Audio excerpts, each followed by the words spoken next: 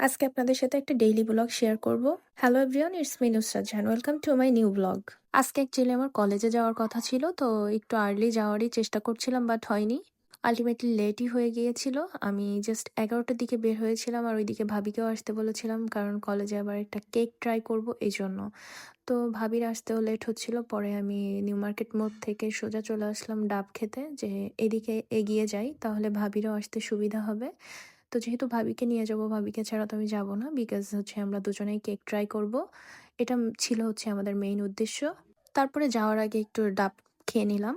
আর আমি এই আঙ্কেলের এখান থেকে সব সময় হচ্ছে ডাব খেয়ে থাকি, এর আগেও খেয়েছি সব সময়।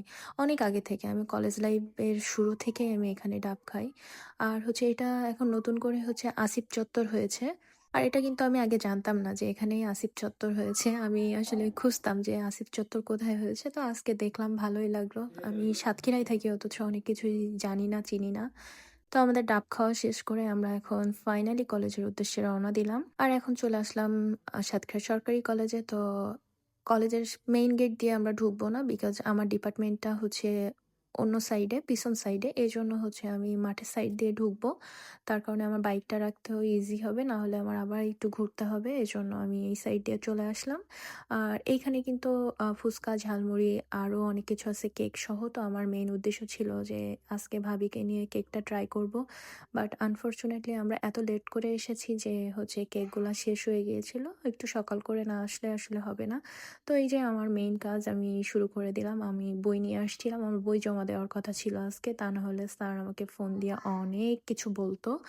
আমি যেহেতু স্যারকে কথা দিয়েছিলাম, স্যার আমি সানডেতে বইগুলা জমা দিয়ে দিব, না হলে আমার নিজের কাছে অনেক লজ্জা লাগতো। এই জন্য আমি কথা রাখার জন্য জাস্ট সানডেতে চলে আসছি। আর বইটই জমা দিয়ে অনেক কিছু ঘুরু ঘুরু করলাম, কেক পাইলাম না, তো একটু খারাপ লাগলো। তো ভাবছি যে নেক্সট দিন যাব সবাই মিলে একসাথে আবার।